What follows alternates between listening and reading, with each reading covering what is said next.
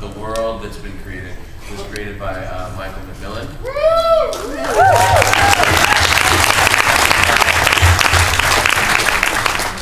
So Michael can talk a little bit about that. Michael McMillan from True Blood and also from What I Like About You. Amazing you're not on Facebook. First of all, everything that Victor said about working with these guys, I feel absolutely the same way. These are dear, dear friends of mine. And this is really such an exciting thing for me because, I grew up with two loves, acting and comic books. And actually, was reading comic books well before I ever did a school play. And so this has been a big dream of mine is to work in comics. So the book is really cool.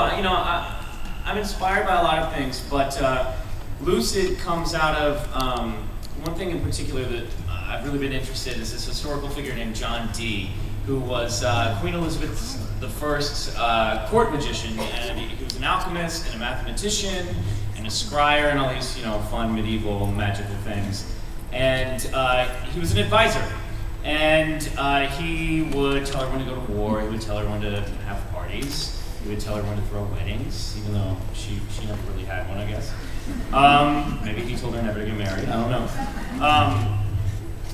But he was also credited at one point for, I think, sinking ships in the Spanish Armada when they were attacking England by creating a storm.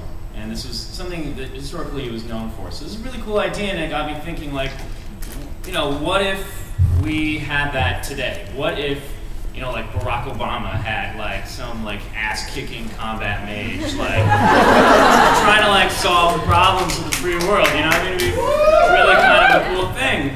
And then what would happen if that power was ever abused?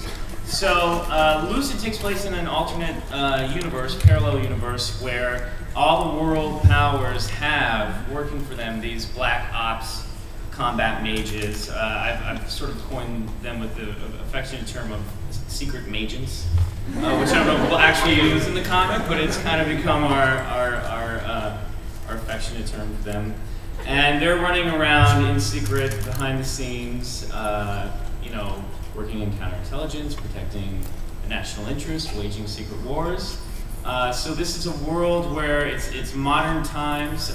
There's a new president, very similar to the one that we have, who has a lot of promise of leading us into a new golden age. What's the president's name, Michael?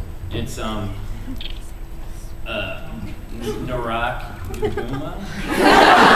And actually his name is President Jefferson Monday. Isn't that a good name? And our resident combat mage is Matthew D.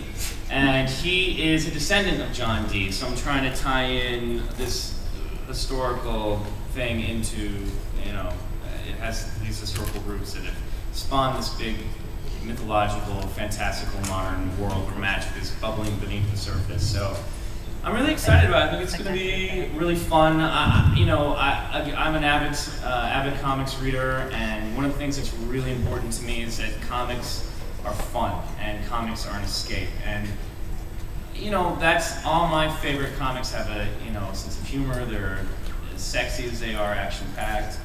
And it's a world of danger. It gets dark in places, but most importantly, I want to make a really fun book that is inspired by the fiction that I loved growing up, which was, high adventure action, stories like Indiana Jones and James Bond and H.G. Wells and Thomas Swift. So I'm hoping it'll harken to some of that.